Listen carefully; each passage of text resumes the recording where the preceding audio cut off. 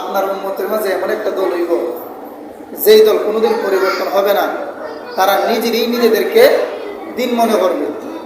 আজকে গোটা সমাজ বাস্তবতার মাঝে আমরা পড়ছি, এইরকম দিন এখন পাওয়া যায়। নিজেরা দিন বানাইলায়, নিজেদেরকে জায়েজ বানাইলায়, নিজেদেরকে সুন্নত বানাইলায়।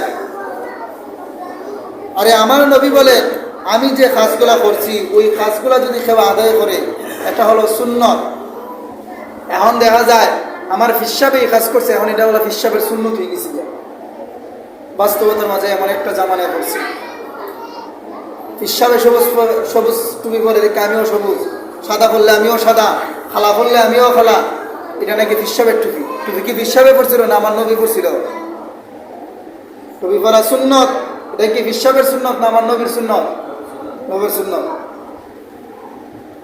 কিন্তু আজকে দেখা যায় আমরা এতটা ভক্ত হয়ে গেছি যে ভক্তের কারণে বালা বুড়াও যাচাই করি না, যার পাশে মন চায় তার পাশে দৌড়ানো শুরু করছে। আল্লাহ রাব্বুল আলামিন বলেন, কিয়ামতের ময়দানে সবচেয়ে কঠিন বিচার হবে যারা সত্য মিথ্যা যাচাই না করে, যত বড়ই হোক। এই জন্য আমার আল্লাহ বলেন, যারা বিচারক আছে, বিচারক ওই যে কোর্ট আদালতে বিচার করে তারা, এবং গায়ে বিভিন্ন জেলায় যারা বিচারক আছে, আমার আল্লাহ বলেন কিয়ামতের ময়দানে সবচেয়ে কঠিন বিচার হবে। অন্যতমের মাঝে সবচেয়ে বেশি কঠিন যারা বিচারক ছিল, গ্রামের মধ্যে ন্যায় প্রতিষ্ঠিত করে নাই, তাদের বিচার হবে। বলেন না সুবহানাল্লাহ। যারা সত্য এবং মিথ্যায় যাচাই না করিয়াও তাদের রাগ তারা জানায় দিচ্ছে। আল্লাহ যেহেতু আমাদেরকে বানাইছে, আল্লাহর কিছু হক আমাদের প্রতি আসেন। আল্লাহ তো এমনি এমনি দুনিয়াতে মানুষ বানায় না। আল্লাহকে এমনি বানাইছে, আমারে কি আপনি এমনি কাজ দিবেন? কিছু স্বার্থ তো বসে আছে। আল্লাহ বলে আমারও কিছু স্বার্থ আছে।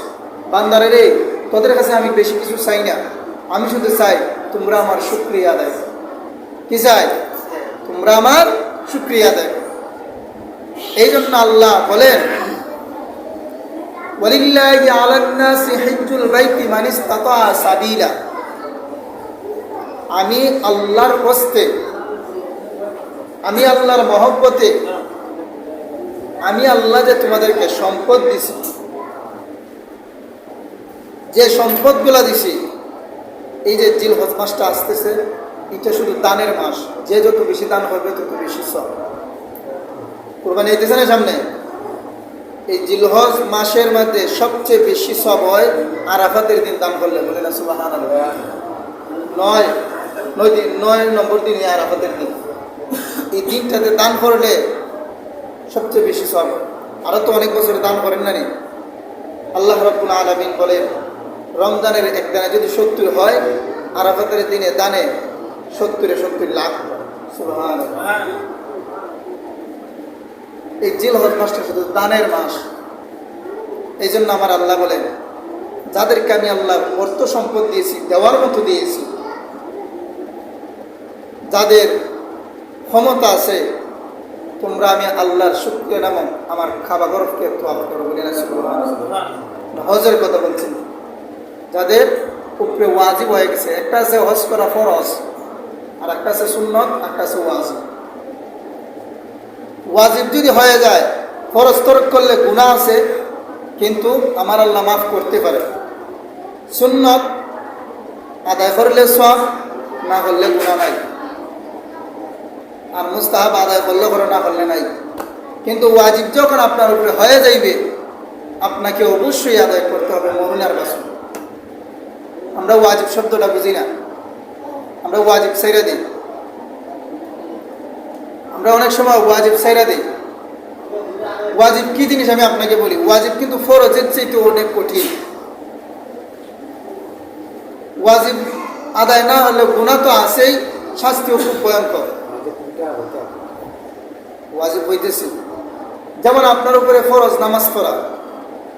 নামাজ পড়া ফরজ না, রোজা রাখা ফরজ। এখন কিছু ক্ষেত্রে আছে, যেমন রোজা আমি অসুস্থতার কারণে রাখতে পারছি না, তখন আপনি নিয়ত করলেন যে আমার যেহেতু অসুস্থতার কারণে রোজা ভাঙ্গে গেছি গা, আমি হাদিসে আছে যে রোজা যদি আপনার ভাঙ্গে যায়, কাফারা হিসেবে 60টা রোজা রাখবেন। আর যদি হেঁটেও না করেন 10 জন মিসকিনকে খাবার খাওয়াইবেন, তা আপনি তো 60টা রোজা রাখার ক্ষমতা নাই, আপনি তো অসুস্থ। কারণ আপনি নিয়ত করলেন যে আমি 5 জন মিসকিনকে খাবার খাওয়াই, এই যে নিয়তটা করে গেছেন কিন্তু আপনার ওয়াজিব হয়ে গেছে, রুটিও আছে। এটা আপনাকে অবশ্যই আদায় করতে হবে মরবার আগ পর্যন্ত। আপনি মারা গেলে এটা কিন্তু কঠিন বিষয় হবে। নিয়ত আমরা অনেক সময় সহজে বইরা লাগে, নিয়ত করা মাত্রই ওয়াজিব হয়ে যায়। এই জন্য কোনো কাজ বুঝা নিয়ত করবেন। আমরা অনেক সময় হই অমুক জায়গায় যাইমু, এটা কিন্তু ওয়াজিবই যায়, এই জিনিসটা আমরা বুঝি না, আপনাকে আদায় করতে হবে। এরপর আরও ক্ষেত্রে আছে ওয়াজিবের ক্ষেত্রে। আমরা অনেক সময় দেখবেন আমরা যে নামাজটা পড়ি, নামাজের পরে আমার আল্লাহ বিতিল নামাজ রাখছেননি। বিতিল নামাজ কি ওয়াজিব না সুন্নাত? ওয়াজিব না সুন্নাত? ওয়াজিব। এই বিতিল নামাজটা কাদের জন্য জানেননি? যারা সব সময় নিয়মিত 5 ওয়াক্ত নামাজ পড়ে। এই বিতিল নামাজটারে বলা হয় শেষ রাত্রির নামাজ। আপনার সমস্ত রাত ইবাদত কইরা যা কিছু খামাইছেন, খামানোর পরে আপনি যখন বিতিল নামাজ 3 রাকাত পড়বেন, আপনার ওই দিনের এবং রাত্রের নামাজের হক আদায় করবেন। সুবহানাল্লাহ। এই জন্য এটা ওয়াজিব, নাহলে তো আল্লাহ এটারও সুন্নত বানাইতে। আর কোনো নামাজ সুন্নত আছে? এটা তো সুন্নত ওই, কিন্তু বিতিলটা আল্লাহ সুন্নত দিল না। খেলে বিতিল আল্লাহ ওয়াজিব দিয়েছে। এটা হলো শেষ রাত্রির নামাজ। আমরা তো এশারের পরে বেরালাই, কেন বেরালাই? শেষ রাত্রিতে আমরা অনেক সময় উঠতে পারি না, ছুটি জীবী জ্ঞান, এই জন্য আমরা এশারের সময় বেরালাই। আর যারা তাহাজ্জুদ নিয়মিত আদায় করে এরা কিন্তু বিতিল নামাজ পড়ে না, এরা শেষ রাত্রিতে বিতিল নামাজটা আদায় করে। আমার নবী রাহমাতুল্লিল আলামিনের ক্ষেত্রে আমার আল্লাহ বলেন ফাতাহাজ্জাত বিহি নাফিলাতান লাক। নবী গো, আমি আপনাকে নামাজ দিলাম।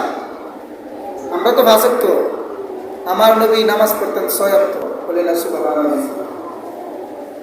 এইটা কোরআনের শরীফের আয়াত। কোরআনের মধ্যে আল্লাহ উল্লেখ করলেন এই 5 ওয়াক্ত নামাজ হইল আপনার উম্মতের জন্য, আর আমি আমার পক্ষ থেকে আপনাকে একটা আদেশ দিলাম ফাতাহাজ্জাত বিহি নাফিলাতান। আপনি শেষ রাত্রিতে উঠিয়া নামাজ আদায় করেন, তাহাজ্জুদের নামাজ পড়েন। এই জন্য আমার নবী বলেন যারা নিয়মিতভাবে তাহাজ্জুদ নামাজ আদায় করবে তারা আমি নবীর সাথে তাড়াতাড়ি সাক্ষাৎ করতে পারবে। শুধু আমার সাথে নয়, আমার আল্লাহ রাব্বুল আলামিন বলেন শেষ রাত্রিতে যারা নামাজ আদায় করে আমি তাদেরকে এমন মাকামে পৌঁছায় দেই, তারা যেই সময় যে দোয়া করে আমি আল্লাহ সঙ্গে সঙ্গে তা কবুল করে নেই। বলি না সুবহানাল্লাহ। এই জন্য বেশি বেশি তাহাজ্জুদ নামাজে কান্নার চেষ্টা করবেন। কারণ 5 ওয়াক্তের নামাজ আইয়া যদি কান্নাকাটি করেন সবাই তো দীক্ষা লাগবে। তাহাজ্জুদের নামাজ সময় আপনি যখন একা নামাজ পড়ে কান্নাকাটি করবেন, একমাত্র আল্লাহর আপনি থাকবেন, আর কেউ দেখতো না। কারণ আল্লাহ রাব্বুল আলামিন বলেন রাত্রে যখন শেষ রাত্রে হয়ে যায়, গভীর যখন নিশিরাত হয়ে যায়, আমি আল্লাহ সব জায়গায় বিরাজমান ঠিক, কিন্তু শেষ রাত্রে আমি আল্লাহ আমার বান্দার দরজায় আসিয়া, জমিনে আসিয়া আমি আমার বান্দাদেরকে ডাকি। বলি না সুবহানাল্লাহ। কে আসো? ফাজকুরুনি আযকুরকুম। তোমরা আমার জিকির করো, আমি তোমাদের জিকির করব। তোমরা আমার ফাজকুরুনি জিকির করো, ওয়াজকুরকুম আমিও তোমাদের জিকির করব। অর্থাৎ আমার আল্লাহ বলতেছেন তোমরা আমাকে স্মরণ করো, আমিও তোমাদেরকে স্মরণ করব। ওয়াশকুরুনি ওয়ালা তাকফুরুন। এর মধ্যে কাফের মুশরিকদের কোনো হিসাব নেই, শুধু তোমার আর আমার হিসাব।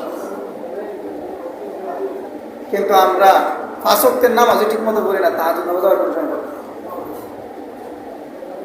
আল্লাহ বলেন আমি তোমাদেরকে শ্রেষ্ঠত্ব দান করলাম নিয়মিতভাবে, তোমাদের অর্থ সম্পদ যা দিয়েছি, তোমাদের যদি অর্থ সম্পদ মানসম্মত হয়, তোমাদের উপর যখন হজ করা ফরজ হবে বা ওয়াজিব হবে, তোমরা আদায় করবে।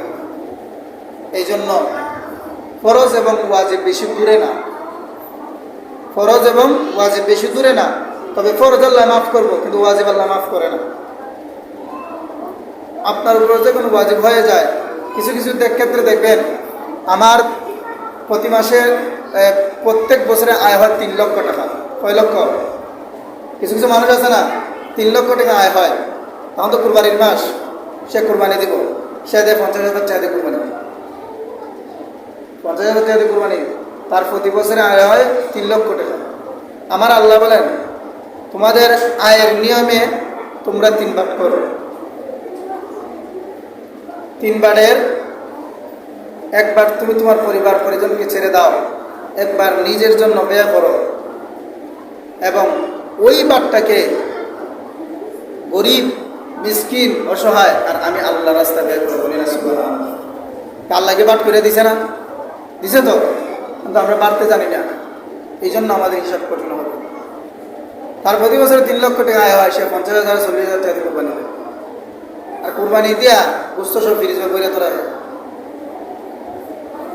অনেকে তো কোরবানির গুস্ত বাড়তেই ছিল না, কিভাবে বাড়ে?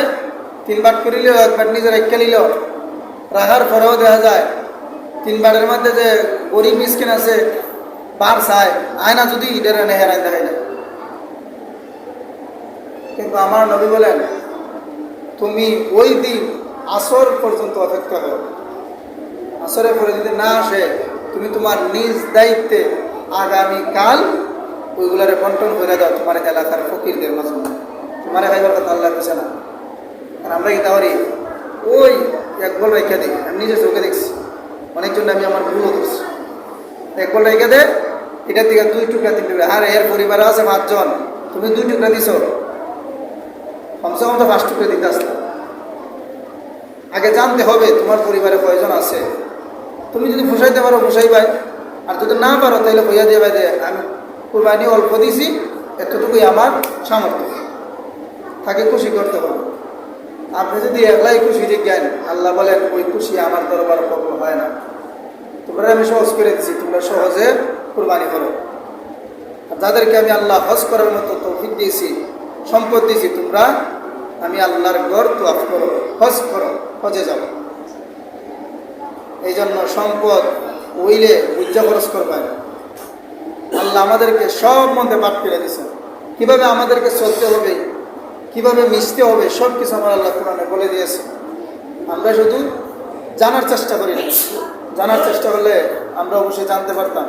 আমরা অনেক সময় মনে করি বক্তব্য যা জানছি তো জানছি, ওই আর জানার দরকার নাই। কলিমা তৈবার থেকে পড়লাম, ইমানে মুফাসসাল শিক্ষা লাইলাম, আর 5টা সূরা শিক্ষা লাইছি, সূরা ফাতিহাও শিখছি, দয়া গুনগুন শিক্ষা লাইলাম, আমার আর কিছু লাগতো না, সব শিক্ষা লাইছি। কিন্তু আমার নবী বলেন মরণের আগ পর্যন্ত তোমাকে জানতে হবে। ছোট হলেও তার কাছ থেকে তোমার জানতে হবে। আমি যে তোমাদের হুজুর হয়ে গেছি এই বলে যে আমি সব জানি তা না। কিছু কিছু ক্ষেত্রে মুরব্বীদের কাছ থেকেও কিছু কিছু জিনিস জানা যায়, কারণ তারা অভিজ্ঞতার থেকে হয় আর আমরা শিক্ষার থেকে হই। শিক্ষার থেকে কিন্তু অভিজ্ঞতাটা বেশি কাজে লাগে। এই জন্য সময় মতো যারা জ্ঞানী তাদেরকে কিছু সময় মুরব্বীদের কাছ থেকেও পরামর্শ নিতে হবে।